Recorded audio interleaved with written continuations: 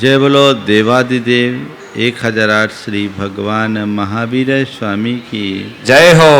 अहिंसा परमो धर्म की जय हो। परम पूज आचार्य गुरुवर श्री विद्यासागर जी महाराज की जय हो। बोले परम पूज गुणायतन प्रणेता मुनिवर श्री प्रमाण सागर जी महाराज की। हाँ चलिए, रिहर्सल हो गया, बहुत अच्छी बात है। हमारे जीवन में अनेक प्रकार की चीज़ें जुड़ती है, अनेक प्रकार की व्यक्ति जुड़ते हैं, अनेक प्रकार की घटनाएं घटती है और अनेक प्रकार की परिस्थितियां भी निर्मित होती हैं। चीज़ें, व्यक्ति, घटना और परिस्थितियां, ये सब अनेक प्रकार की होती है। इनमें से कुछ से हमें लगाव होता है, कुछ से अलगाव। किसी को हम अपनाते हैं, किसी को ठुकराते हैं, किसी का सत्कार करते हैं, किसी को दुत्कारते हैं। कोई हमें अच्छा लगता है और कोई हमें बुरा लगता है। लगाव अलगाव, अपनाना ठुकराना, सत्कार असत्कार और अच्छा बुरा, ये सब हमारे जीवन को अस्थिर बनाता है, चंचल बनाता है। इनके रहते हम कभी स्वस्थ नहीं रह सकते। अपने मन को पलट करके देखें तो 24 घंटे इसी तरह के उतार चढ़ाव हमारे मन में बने रहते हैं और उस उतार चढ़ाव के परिणाम स्वरूप हमारा चित्त हमेशा अस्थिर, व्यग्र, बेचैन और क्षुब्ध रहता है। आखिर ये सब क्यों? जब हम अध्यात्म की गहराई में उतरते हैं तो पाते हैं कि यथार्थ न तो कुछ अच्छा है न बुरा है, न कुछ अपनाने योग्य है न ठुकराने योग्य है, न किसी से लगाव की बात है न अलगाव की बात है, न कोई सत्कार के योग्य है न सब असत्कार के योग्य है। ये सब हमारे मन का विकल्प है। हम किसी चीज को अच्छा कब मानते हैं? जब वो हमारे मनोनुकूल हो, जो हमारे मन को प्रिय लगे, वो वस्तु हमारे लिए अच्छी, जिसका व्यवहार हमारे मनोनुकूल हो, व्यक्ति हमारे लिए अच्छा, जो घटना हमारे मन के अनुकूल हो, घटना हमारे लिए अच्छी, और जो परिस्थितियां हमें अनुकूलता प्रदान करे वो हमारे लिए अच्छी। इससे उलट जो हमारे मन को न सुहाए वो बुरा, जो हमारे मनोनुकूल ना हो उससे अलगाव, वो व्यक्ति खराब, जो हमारे मन के विरुद्ध हो घटना, वो चीज खराब, मन के अनुकूल ना हो चीज खराब, जो हमारे मन के अनुकूल ना हो व्यक्ति खराब, जो हमारे मनोनुकूल हो ना हो घटना खराब, और जो हमारे मनोनुकूल ना हो वो परिस्थिति खराब। चीज, व्यक्ति, घटना और परिस्थितियां हमारे जीवन के साथ चारों जुड़ी हुई रहती है। आज की 4 बातें मैं इन्हीं सब के संदर्भ में कहूँगा कि हम किनका सत्कार करते, किनका असत्कार करते, किनसे लगाव, किनसे अलगाव, किसे अच्छा, किसे बुरा, किससे घृणा, किससे प्रेम। ये जो हमारी बुद्धि है, ये सब हमारे मन के क्षुद्र विकल्प हैं। गहराई में उतरे न तो चीज कोई अच्छी है या बुरी, न व्यक्ति कोई अच्छा है या बुरा, न घटना कोई अच्छी है या बुरी, और न परिस्थिति कोई अच्छी होती है न बुरी। चीजें चीजें हैं, व्यक्ति व्यक्ति है, घटना घटना है और परिस्थिति परिस्थिति है। अगर हम तटस्थ भाव को प्राप्त कर ले, चीजों को चीजों की भांति देखना शुरू कर दें, तो जीवन का मजा ही कुछ और है।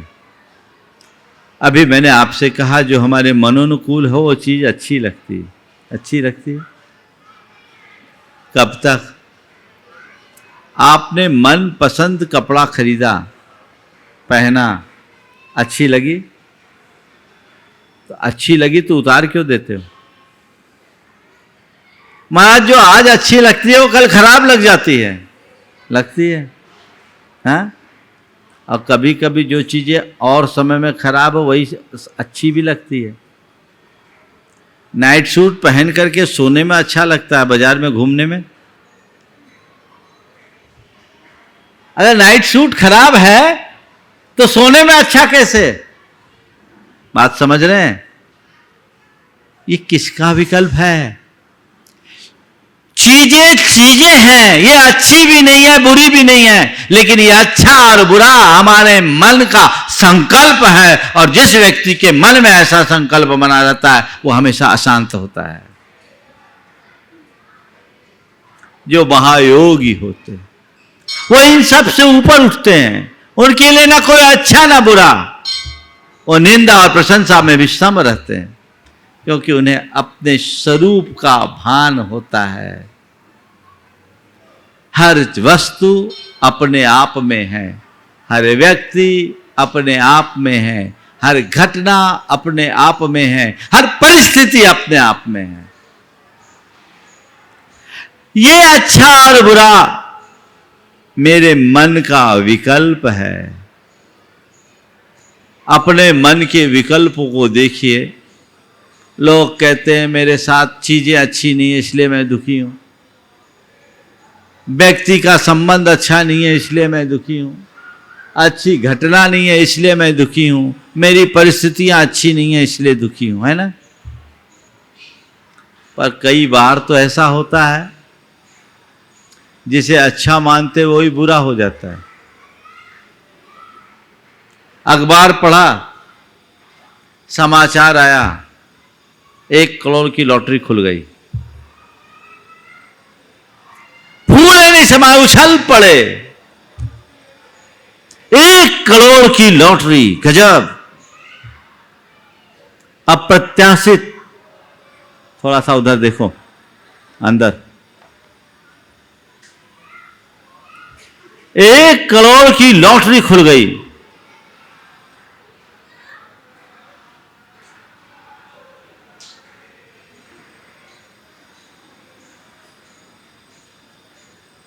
खूब खुशी, और शाम को उसने मित्रों की पार्टी में 50,000 फूंक दिया। दूसरे दिन सुबह अखबार हाथ में आया, एक विज्ञप्ति लिखी मिली, भूल सुधार। कल जिसे फर्स्ट लॉटरी, फर्स्ट ड्रा कहा गया था लकी ड्रा में, उसमें बाकी सब चीजें थी, ठीक थी, बस फर्स्ट डिजिट में 1 की जगह 2 था। अब क्या हो गया? वो अखबार पकड़ करके रो पड़ा। लॉटरी गई सो गई, 50,000 गांठ के और चले गए। क्या हुआ? कल जो अखबार खुशी का पैगाम बनकर आया था, आज वही अखबार मातम का हेतु बन गया। क्या हो गया? जो चीज कल अच्छी थी आज बुरी हो गई।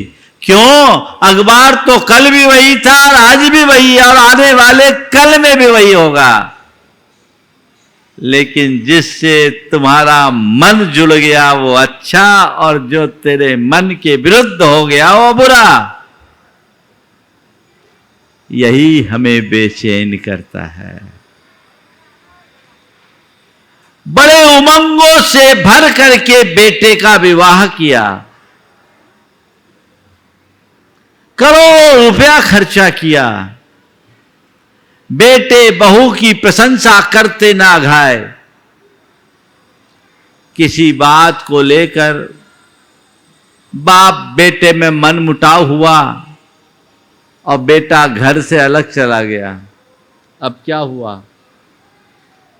क्या करे जी, जमाना खराब है, बेटे के लिए इतना किया और अब तो बेटा बिल्कुल कलयुगी बेटा निकल गया। तो बताओ, कलयुगी कल तक सतयुगी था क्या? जैसे तुम कल तक सतयुगी कह रहे थे, श्रवण कुमार कह रहे थे, आज उसमें कंस की छवि क्यों दिखने लगी? क्या हुआ? जब तक मेरा मन मेरे मन के अनुकूल था तब तक बेटा अच्छा था, और मन के प्रतिकूल होते ही बेटा बुरा हो गया। अभी फिर बेटा आ जाएगा तो मेरा बेटा बहुत अच्छा, वो तो थोड़ा भटक गया था, आ गया, है ना। क्या हुआ, कैसा हाल है हमारे मन का। वही व्यक्ति कुछ पल पहले अच्छा और कुछ पल बाद बुरा, और फिर कुछ पल बाद अच्छा भी हो जाए। जो आज अच्छा है कल बुरा, जो आज बुरा है वो कल अच्छा बन जाता है। किसका खेल है? मन का खेल है ना। तीसरा उदाहरण देता हूं। कल तक ग्राहक आता था, परमानेंट कस्टमर, आते ही बाछे खिल जाए, ये बहुत अच्छा कस्टमर, बहुत जेंटलमैन, और 10 लाख का पेमेंट रोक लिया। अब कल तक जिसको देखते ही बाछे खिलती थी, अब आंखें क्यों तरेरते हो? बोलो। कल तक जो जेंटलमैन था आज वो फ्रॉड क्यों बन गया? क्या हो गया? मन के विपरीत हो गया। जब तक वो मेरे लिए लाभकारक साबित हो रहा था तब तक जेंटलमैन, और जब नुकसानदायक सिद्ध होने लगा तो फ्रॉड। हालांकि किसी का पेमेंट खाना मत, मैं पेमेंट खाने के पक्ष में नहीं हूं, लेकिन मैं केवल आपको समझाने के लिए कह रहा हूं कि वही व्यक्ति अच्छा, वही व्यक्ति बुरा। पत्नी से अगाध प्रेम, 20 बरस हो गए विवाह के। दीपावली के समय में घर की सफाई करते करते अचानक एक पुस्तक हाथ लगी। पुस्तक को पलटा, उस पुस्तक में एक चिट्ठी थी, और चिट्ठी क्या था? आज से 20 बरस पहले धर्मपत्नी के द्वारा अपने प्रेमी को लिखा गया प्रेम पत्र था। पढ़ा, अच्छा ये बात है, ये असलियत है। मैं तो इसे कुछ और समझता था, ये तो उल्टा निकली। आंख पोल खुल गई, अभी देखता हूं इसे। पत्नी वही है, पत्नी का व्यवहार वही है, पर जो अभी तक आंखों का तारा बनी हुई थी, अब आंखों का कांटा बन गई। क्या बन गई? कल तक जो प्राण प्रिया थी, अब वो उल्टा दिखने लगी। अभी कुछ नहीं है, ये 20 साल पुरानी बात है, पर देखते ही हमारी स्मृतियां कैसा खेल खेल जाती है। क्या है? मन। यही हमें नचाता है, और जब तक ऐसी परिणति होगी हम कभी सुखी नहीं रहेंगे। हमारे साथ जुड़े हुए संयोग हमारे अधीन नहीं हैं। मैं ये सोचूं कि सदैव जो कुछ भी घटे वो मेरे मनोनुकूल ही हो, ये संभव नहीं है। हमारे तुम्हारे लिए नहीं, किसी के लिए संभव नहीं है। साक्षात भगवान के लिए भी ये संभव नहीं है। हम भगवानों के चरित्र को पलट कर देखें तो पाते हैं तीर्थंकरों के जीवन में भी बहुत कुछ उल्टा घटा है, और बल्कि उनके साथ जितना उल्टा घटा उतना तो अपने साथ कभी नहीं घटा, ना घटेगा। बोलो, पारसनाथ भगवान जैसा उपसर्ग आज के किसी मुनि पर नहीं है। ये इस युग का एक सकारात्मक पक्ष है।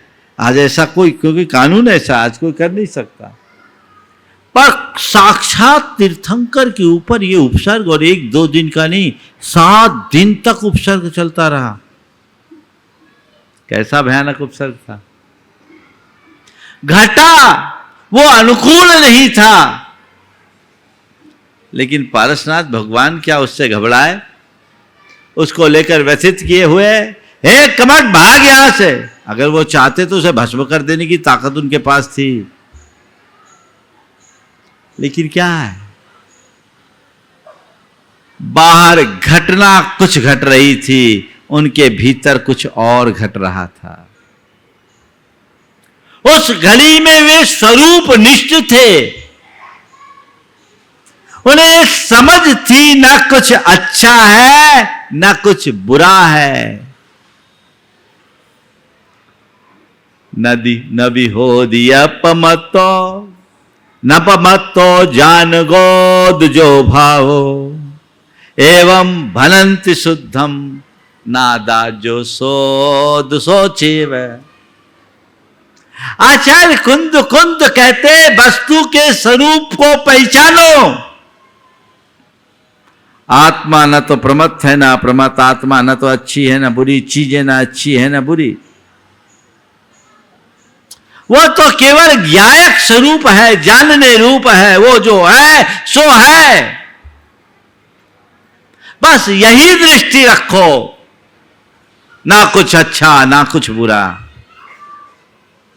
जो है सब सहज स्वीकार, उनसे मैं प्रभावित ना हूं तो हमारा जीवन धन्य हो जाए। आज जिसकी बात मैं आप सबसे करने जा रहा हूं वो निर्जिगुप्सा अंग की। निर्जिगुप्सा अंग के संदर्भ में आचार्य कुंद कुंद करते हैं, जो दुन करे दिदुगुंछम चेदा सव्वेसि धम्मानम सव्वेसिमेव धम्मानम सो खलु निव्विदिगिंछो सम्मादिठी मुने अब्बो। निर्जुगुप्सा अंग का धारी या निर्विचिकित्सा अंग का धारी सम्यक दृष्टि कौन है? तो बहुत हाइट पे जाके कहते हैं, जो दुन करे दिदुगुंछम चेदा सवेशमेव धम्मानम। जो आत्मा सभी धर्मों में जुगुप्सा नहीं करता, यानी किसी से नफरत नहीं करता, किसी से घृणा नहीं करता, किसी को गलत नहीं समझता, किसी को अच्छा नहीं मानता, सो खलु निव्विदिगिंछो सम्मा दिठी मुने अब्बो। सच्चे अर्थों में वही योगी निर्विचिकित्सा अंग का धनी सम्यक दृष्टि है, ऐसा जानना चाहिए। ये परम साम्य की दशा है, जहां सब में समता। अरिमेत्र महल मशान कंचन कांच निंदन तुतिकरन अर्घावतारन असी प्रहारन में सदा समता धरन। वहां मन में रंच मात्र कलुषता नहीं, थोड़ी सी भी मलिनता नहीं। वो आत्मा की अत्यंत निर्मल परिणति है, जो कि ध्यानात्मक अवस्था है। इस ध्यानात्मक अवस्था में आत्मा में केंद्रीकरण हो जाने के बाद ये निर्जुगुप्सापन प्रकट होता है। लेकिन हम आप व्यवहार में जीने वाले लोग इतनी क्षमता तो अपने अंदर नहीं रख पाते। रख पाते हैं क्या? नहीं रख पाते, कोई बात नहीं। इतनी क्षमता नहीं रख पाए, कोई बात नहीं। अच्छाई को अपनाए, कोई बात नहीं। बुराई से बचे, इसमें भी कोई बात नहीं। अच्छाई को अपनाओ, बुराई से बचो, पर किसी को बुरा मानना बंद कर दो। आप बुराई से बचते हो या बुरे से भागते हो? व्यक्ति से नहीं, व्यक्ति की बुराई से दूरी रखो। व्यवहारिक स्तर पर निर्जुगुप्सा को अपनाना है तो उसका एक ही उपाय है, किसी से विद्वेषपूर्ण संबंध मत रखो। जितना बने मेरे मन में सबसे प्रेम हो। प्रेम ना हो तो भी कोई बात नहीं, नफरत ना हो। चाहे वो व्यक्ति मेरा कितना भी नुकसान करे, चाहे वो व्यक्ति मेरा कितना भी अहित करे, चाहे वो व्यक्ति मेरे साथ कितना भी द्रोह रखे, मैं उसके मन में द्वेष नहीं रखूंगा। ये हम कर सकते हैं? कर सकते हैं?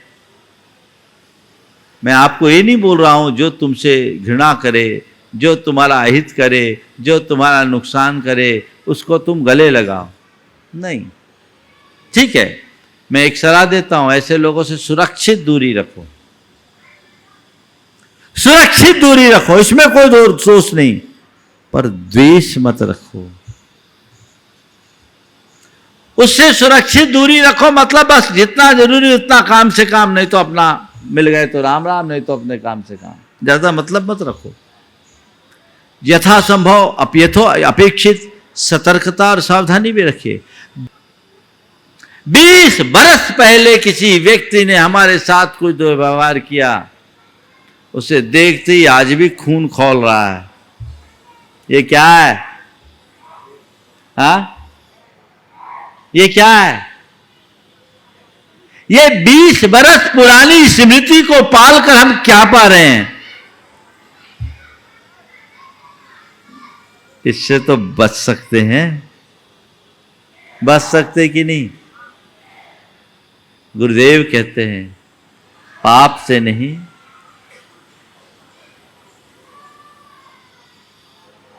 पापी से नहीं, पाप से घृणा करो। समझ गए? सीप का नहीं मोती का, और दीप का नहीं ज्योति का सम्मान करो। व्यक्ति से नहीं, उसके पापों से बचे, क्योंकि बड़ा से बड़ा पापी भी अपने जीवन को बदलकर पावन बन सकता है। पापी भी पावन बन सकता है। किससे घृणा करें? हम जिसको उपेक्षित करते हैं, जिसे हम बड़ा हीन तुच्छ मानते हैं, कल वह अपने आप को सुधार कर हमसे भी उच्च हो सकता है। अंजन चोर का उदाहरण सबसे अच्छा उदाहरण है। अंजन चोर जो दुर्दांत चोर था, चेतना जागी, निरंजन बनकर जगत पूज्य बन गया। अब विचारो, ये भी कैसा संयोग है, भले अंजन चोर सिद्ध हो गए पर जाने जाते आज भी अंजन चोर के नाम से। आज भी अंजन चोर के ही नाम से जाने जाते हैं। लेकिन एक किसी व्यक्ति को हम चोर के रूप में कहते हैं तो हमारे हृदय में उसके प्रति अच्छे भाव नहीं होते। लेकिन जब भी अंजन चोर का नाम आता है, हृदय श्रद्धा से भरता है कि नहीं? बोलो, भरता है। सूत्र निकाल लो कि व्यक्ति यदि अपने जीवन को सुधार ले तो उसका सारा पाप दूर हो जाता है, उसका उद्धार हो जाता है। एक बार व्यक्ति अपने आप को बदल दिया तो भले उसका नाम कुछ हो, पहचान बदल जाती है। अब आप अंजन चोर को एक चोर के रूप में पहचानते हो या एक आत्म साधक निर्गंथ साधु के रूप में या निरंजन शुद्ध के रूप में? किस रूप में? बस हमें अपनी पहचान बदलनी है, और पहचान बदलने के लिए हमें अपना आचरण बदलना है। तो पतित से पतित व्यक्ति भी अपना आचरण बदलकर अपनी पहचान बदल सकता है। इसलिए कुछ भी हो, सोचो मत, भटकाव से बचो। कोई गलत है, आज गलत है, कल वो हमसे अच्छा हो सकता है। मैंने एक दिन कहा था, हर संत का एक अतीत होता है और हर अपराधी का एक भविष्य। जो आज एक अपराधी है, कल वो एक संत हो सकता है। और आज तुम जिसे संत के रूप में पूज रहे हो, उसके अतीत में झांको तो वो भी बड़ा अपराधी दिखेगा। किसको देखना है? बुराई से बचूं पर बुरे व्यक्ति से द्वेष न करूं। रामचंद्र जी ने रावण पर आक्रमण किया, लंका पर विजय पाई, पर रावण से द्वेष नहीं रहा। अंत तक उन्होंने उनके साथ सद्भावना पूर्ण व्यवहार किया। बस ऐसी समझ अपने अंदर विकसित होनी चाहिए, और ये हो गई तो जीवन काया पलट। प्रेम रखे या ना रखे, द्वेष ना रखे, थोड़ा हिसाब लगाना। जिन लोगों के मध्य आप रहते हो, आपका प्रेम पूर्ण संबंध अधिक है या द्वेषपूर्ण? हाँ, हिसाब लगाओगे तो शायद फेल हो जाओगे, शायद फेल हो जाओगे। एक व्यक्ति ने देवता की आराधना की और देवता ने प्रसन्न होकर कहा, एक काम करो, तुम कोई भी 10 आदमी का नाम बता दो जिससे तुम प्रेम करते हो, मैं जितना तुम्हें दूंगा उतना ही इन 10 लोगों को भी दूंगा। जितना तुम्हें दूंगा उतना ही इन 10 लोगों को भी दूंगा। अब 10 आदमी का नाम बताना था, किसका नाम बताऊं? उसने 10 आदमियों का नाम दिया, बोले इन 10 को छोड़कर आपको जिनको देना है दे दो। इन 10 को छोड़कर जिन्हें देना है दे दो। जिनसे प्रेम है उनका नाम याद नहीं आया, लेकिन जिनसे द्वेष है उनका नाम जबान पर रहता है ना ये कमजोरी। और देखो, प्रेम पूर्ण संबंध को बनाने में वर्षों लगते हैं, और देश में एक वाक्य के प्रयोग से पूरा पासा पलट जाता है। अगर तुम्हारी दृष्टि अध्यात्म मूलक हो तो ये बातें कभी हावी नहीं होगी। छोटी छोटी बातों से जो मन में उद्वेग आता है, आप लोग इतने चिंता और तनाव में फंसते हो, उसकी जड़ यही अज्ञान है। वस्तु के स्वरूप को जानो, आत्म तत्व को पहचानो, तो ये सब कुछ ऐसा लगेगा ही नहीं, सब सहज। तय करे मुझे द्वेषपूर्ण संबंध नहीं रखना,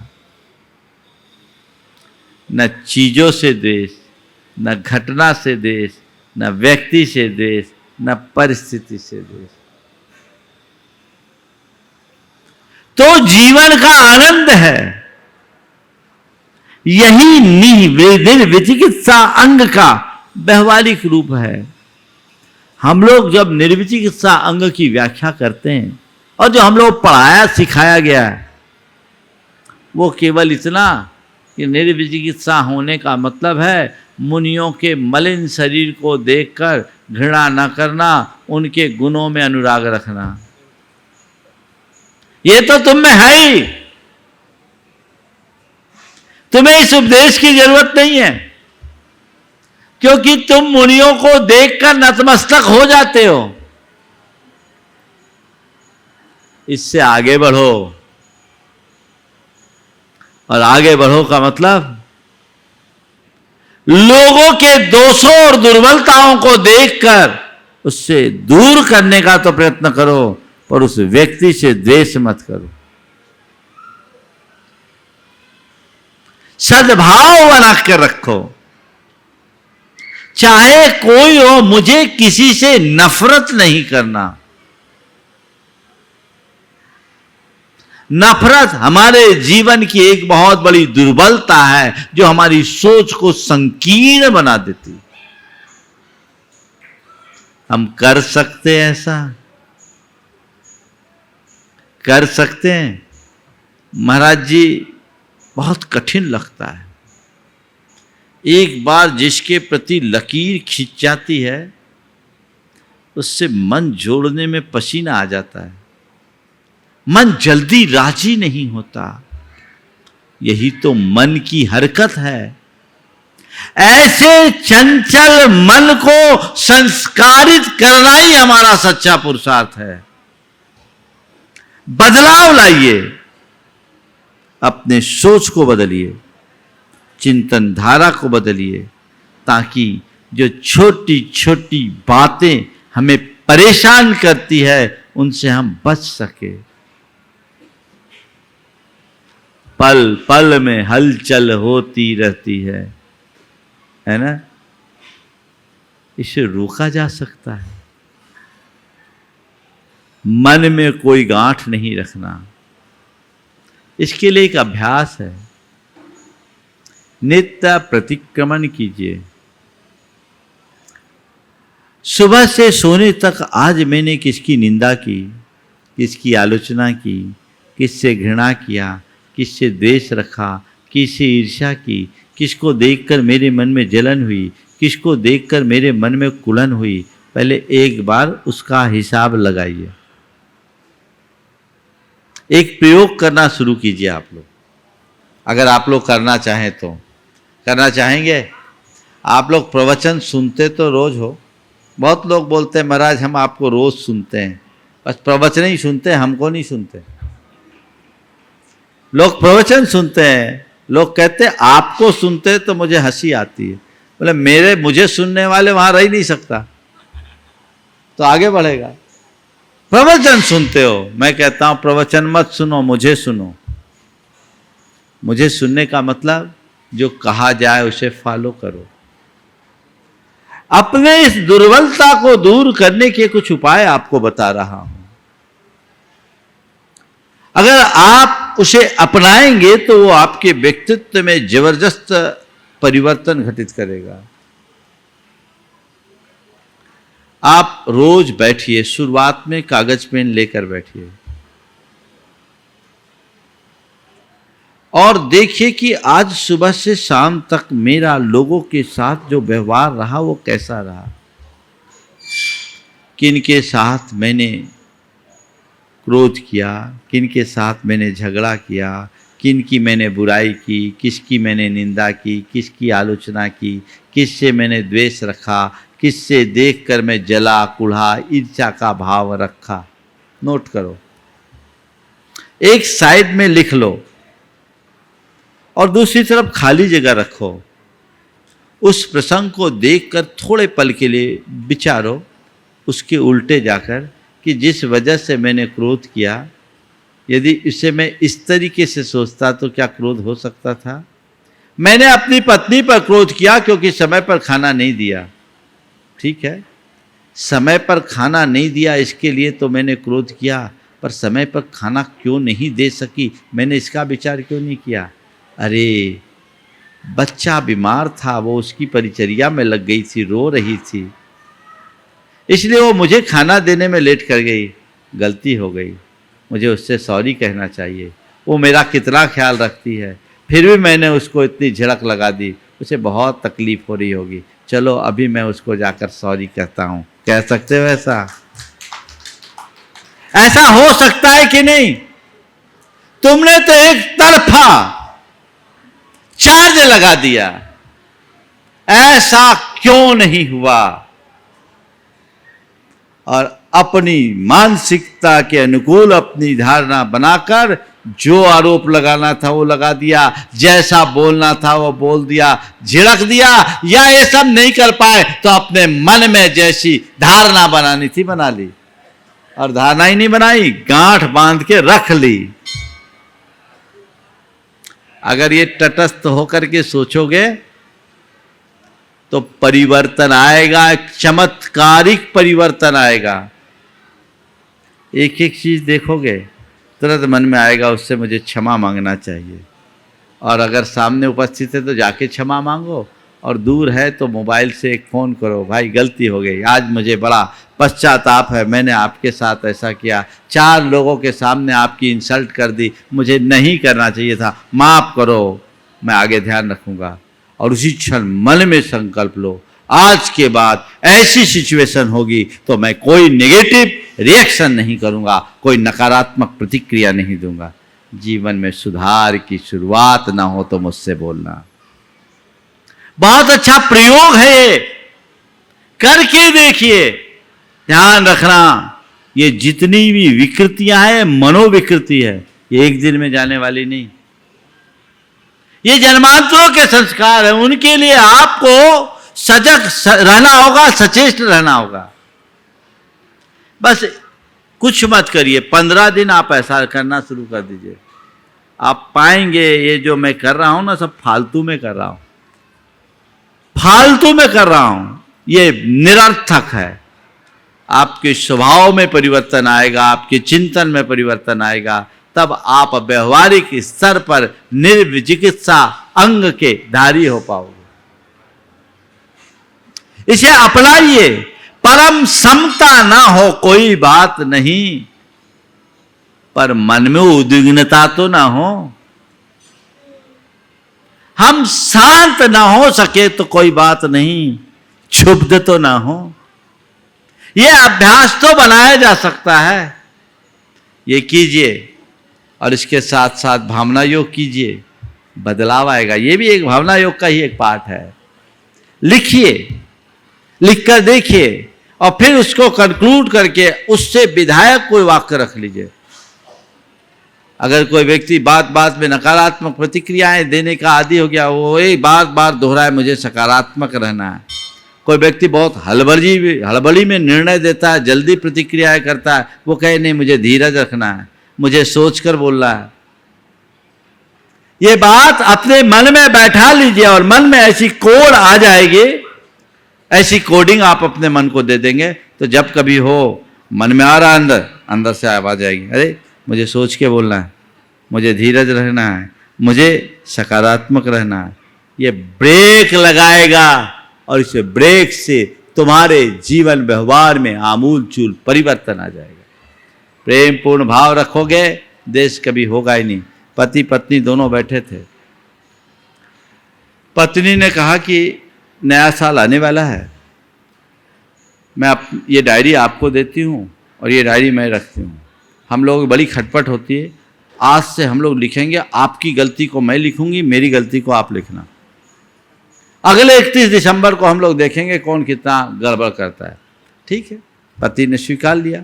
साल बीता, 31 दिसंबर की बात आई, पत्नी ने कहा डायरी बताओ, तो पति ने कहा कि ठीक है तुम पहले अपनी डायरी दो। पत्नी ने डायरी दी, हर पन्ना शिकायतों से भरा, हर पन्ना शिकायतों से भरा। अब पति से कहा कि आप भी मेरी डायरी दो। पति ने सब पन्नों को सहजता से भरा। आपने मेरे साथ ये नहीं किया, आपने मुझे अच्छी ज्वेलरी नहीं दिखाई, आप मुझे घूमने नहीं ले गए, आप मुझे शॉपिंग मॉल में नहीं ले गए, आपने मेरे कपड़े नहीं ले गए, आप मेरे पेरेंट्स से अच्छा व्यवहार, सब पता नहीं जो जो चीज़ें थी। अब पति ने जब डायरी दी तो देखा पूरा डायरी खाली। पत्नी पन्ना पलट रही, कुछ नहीं लिखा। आखिरी 31 दिसंबर के पन्ने पर लिखा था, मेरे मन में तुम्हारे प्रति इतना अधिक प्रेम है कि कुछ कमी दिखी ही नहीं, तो क्या लिखूं। तुम्हारे प्रति मेरे मन में इतना अधिक प्रेम है कि तुम्हारी कोई कमी दिखी ही नहीं, तो क्या लिखूं। बस जिसकी ये परिणति हो गई, समझ लेना वो निर्विचिकित्सा का धनी हो गया। द्वेष हमारे जीवन को जुगुप्सित करता है, इससे बचिए और जीवन का पथ प्रशस्त कीजिए। तो जो न करेद जुगुंछम चेदा सवेशमेव धम्मानम सो खलु निव्विदिगिंछो सम्मा दिट्ठी। मुने अब्बों की बात को चरितार्थ करते हुए हम अपने जीवन में इस निर्विचिकित्सा के व्यवहारिक पक्ष को आत्मसात करें। इसी भाव के साथ यहीं पर विराम।